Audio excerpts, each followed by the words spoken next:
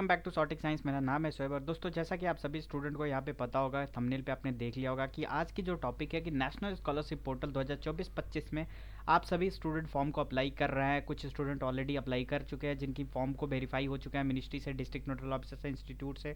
तो आखिर ये पेमेंट का गेटवे क्या रहेगा और पेमेंट कब तक आएगा, कब तक स्टूडेंट, क्योंकि आप सभी को पता होगा जितने भी स्टूडेंट होंगे आपने कॉलेज की फीस पे करनी होगी और बहुत सारी चीज़ें यहाँ पे एक्सपेंस होंगे। तो इन सभी चीज़ को देखते हुए मैंने सोचा एक वीडियो प्रोवाइड कर दे ताकि उसके अकॉर्डिंग आप ये सारी चीज़ें अरेंजमेंट कर लो। ऐसा नहीं हो कि आप ये स्कॉलरशिप पे डिपेंड हो, आप पता चले स्कॉलरशिप बहुत लेट से आती है और या फिर पहले आ जाए, तो वो चीज़ आप अपने अकॉर्डिंग अपने आप को यहाँ पे एक तरीके से एडजस्ट कर सकते हो। तो फिलहाल के लिए हम चलिए एनएसपी से ही पूछते हैं कि सबसे पहले कि ये इसमें कितना टाइम लगता है, क्या क्या प्रोसेस होता है, क्या क्या पाथवे होता है, क्या क्या स्टेप्स होते हैं जिसके थ्रू ये national scholarship portal at the end आपको प्रोवाइड की जाती है।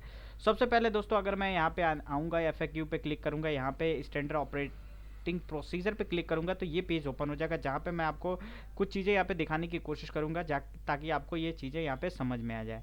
जैसे कि स्टूडेंट आप सभी को पता होगा कि नेशनल स्कॉलरशिप पोर्टल पे आप फॉर्म भरते हो तो सबसे पहले आप क्या करते हो, फॉर्म की फिलिंग की प्रोसेस को क्या करते हो, स्टार्ट करते हो।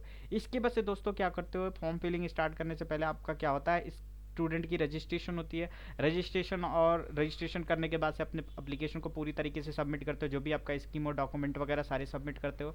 उसके बाद से आपका एप्लीकेशन शो करता है, application under process for verification with institute nodal officer, that is called the level 1 की वेरिफिकेशन। उसको हम लेवल 1 की वेरिफिकेशन कहते हैं जो आपका इंस्टीट्यूट पे रहता है।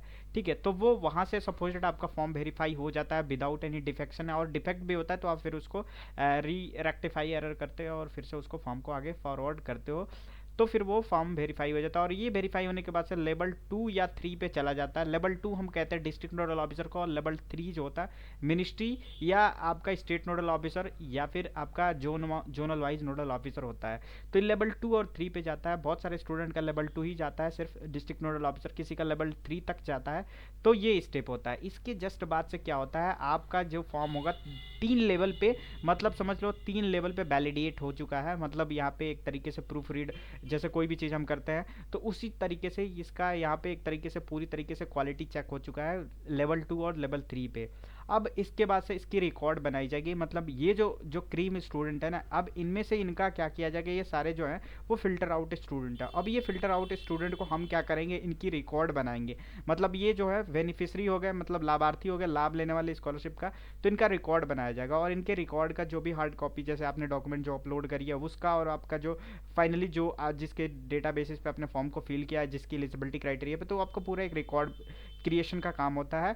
और आपकी जो अकाउंट है वो वैलिडेट किया जाता है पीएफएमएफ की, कि क्या पीएफएमएफ जो पब्लिक फाइनेंशियल मैनेजमेंट सिस्टम की साइट है, क्या वो आपकी जो अकाउंट है वो एक तरीके से एक्सेप्ट कर रही है कि नहीं। बहुत सारे स्टूडेंट ये सोच रहे होंगे सर हमने अकाउंट तो दिया ही नहीं है, तो फिर कैसे ही होगा। अभी थोड़ी देर में आपको बताता हूँ। ठीक है, तो पहली चीज़ आपको ये समझ लीजिए कि जो भी आपका बैंक अकाउंट जो भी होगा, जो आधार कार्ड से डीबीटी मोड लिंक होगा, उस अकाउंट की वैलिडेशन स्टेटस चेक की जाती है कि मतलब उसमें लिमिटेड तो नहीं है, या फिर उसमें कुछ ऐसी दिक्कत तो नहीं है, या फिर माइनस में तो नहीं है, या फिर लिमिटेड पेमेंट नहीं है, एक्टिव तो नहीं है, ये सारी चीज़ें।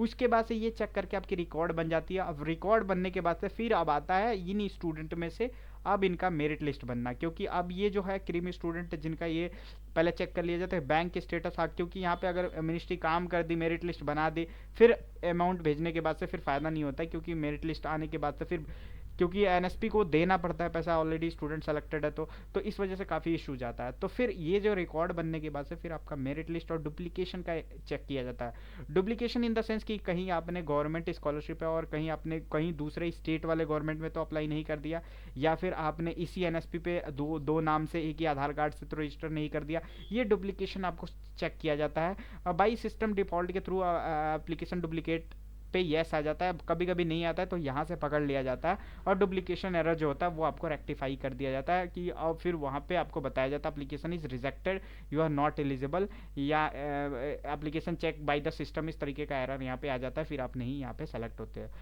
अगर ये एरर आप में नहीं आता है तो फिर आ जाता है मेरिट लिस्ट का। फिर आपका मेरिट लिस्ट जनरेशन हो जाता है। मेरिट लिस्ट कैसे बनता है? आपके प्रीवियस ईयर परसेंटेज के बेसिस पे। आपके प्रीवियस ईयर परसेंटेज अगर आपका गुड है और आपका जो इनकम है वो भी कम है तो डेफिनेटली 100% चांस होता है कि मेरिट लिस्ट में आपका सिलेक्शन हो।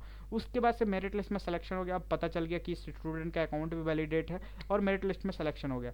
उसके बाद से सीधे आपका क्या होता है, पेमेंट फाइल जनरेट किया जाता है। मतलब आपके नाम से बजट निकाली जाती है कि ये स्टूडेंट को इतने पैसे मिलेंगे, इसके फी स्ट्रक्चर इतना है, उसका एक पेमेंट का फाइल जनरेट किया जाए। जैसे किसी भी चीज़ का फाइल बनाते हैं ना कि ये फाइल है, इसमें इतने स्टूडेंट का रिकॉर्ड है, तो उस तरीके से एक पेमेंट फाइल बनाया जाता है। और इसको फाइनेंशियल अप्रूवल को कि इस स्टूडेंट का इतना फीस है इतना नहीं है, उसके बाद उसको फाइनेंशियल अप्रूवल के लिए भेज दिया जाता है पीएफएमएफ डिपार्टमेंट में। और वहाँ से जब फाइनेंशियल अप्रूवल हो जाता है, फिर ये फाइनेंशियल अप्रूवल क्या होता है, ये आपका स्कॉलरशिप डिस्बर्समेंट हो जाता है यहाँ से। और फिर आपकी पेमेंट आपके अकाउंट में किसके थ्रू आता है, लिखा हुआ साहब थ्रू डीबीटी।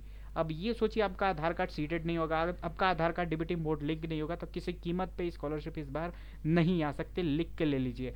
तो आप एक बार चेक कर लीजिएगा, भले आपको लास्ट ईयर यहाँ पे डीबीटी मोड लिंक था लेकिन इस बार चेक कर लीजिएगा। फिर आपका ये प्रोसेस ये कंप्लीट हो जाता है। अब सबसे बड़ा स्टूडेंट के मन में एक क्वेश्चन होगा, सर आपने ये सारे तो ज्ञान दे दिए लेकिन ये प्रोसेस होने में कितना टाइम टेकन लगता है, क्या क्या टाइमलाइन कितनी टाइम लगती है? तो दोस्तों जैसे कि आप सभी को पता होगा कि अभी नेशनल स्कॉलरशिप पोर्टल के अगर हम आने की कोशिश करें तो अगर स्कीम ऑन एनएसपी पे क्लिक करने की कोशिश करें तो आपको पता होगा कि जो भी स्कीम अभी करंटली रन है उसकी लास्ट डेट ओपन है अभी 15 यहाँ पे नवंबर, सभी की स्कीम चाहे वो प्री मैट्रिक हो पोस्ट मैट्रिक हो। और इट माइट भी चांसेस कि ये एक्सटेंड हो, क्योंकि जब तक आपका ये पता है कि 15 नवंबर 30 नवंबर तक या दिसंबर तक बेसिकली लास्ट डेट एक्सटेंड होता है। लेकिन इतना श्योर के साथ मैं नहीं कह रहा हूँ, 60% चांस है कि एक्सटेंड हो। तो कुल मिला के जब ये डेट क्लोज होता है ना, फिर धीरे धीरे फॉर्म, वैसे भी ऐसा नहीं है कि अभी फॉर्म ओपन है तो डिस्ट्रिक्ट नोडल ऑफिसर काम नहीं कर रहा है, स्टेट नोडल ऑफिसर काम नहीं कर रहा है। बहुत सारे स्टूडेंट का मैंने स्टेटस दिखाया कि उनका इंस्टीट्यूट से तो वेरीफाई हुआ ही है, साथ में डिस्ट्रिक्ट से भी हो गया, साथ में स्टेट नोडल ऑफिसर से हो गया है। ठीक है, तो कुल मिला के यहाँ पे काम भी हुआ जा रहा है। लेकिन जैसे ही लास्ट डेट क्लोज होगी ना, उसके 1 महीने के बाद से आपका मेरिट लिस्ट यहाँ पे बनना स्टार्ट हो जाएगा। फिर उसके बाद से वैलिडेशन का काम स्टार्ट होगा, फिर आपका डुप्लीकेसी चेक की जाएगी, फिर फाइनेंशियल अप्रूवल के लिए डिपार्टमेंट में भेजा जाएगा। फिर उसके बाद से मजिस्ट्रेट जो होंगे वो चेक करेंगे और उसके बाद से फाइनेंशियल अप्रूवल के बाद से आपकी स्कॉलरशिप डीबीटी मोड के थ्रू भेज दी जाएगी। और ये प्रोसेस करते करते मई जून तक यहाँ पे टाइम लगता है। मार्च तक आपको क्लियर कट ग्रीन सिग्नल मिल जाएगा कि यू आर सेलेक्टेड और नॉट। उसके बाद मार्च के एट द एंड या मई के स्टार्टिंग और मई और जून के बीच में आपका पेमेंट आएगा। मई के फर्स्ट वीक या लास्ट वीक तक आपको यहाँ पे पेमेंट देखने को मिल जाएगा नेशनल स्कॉलरशिप पोर्टल 2024-25।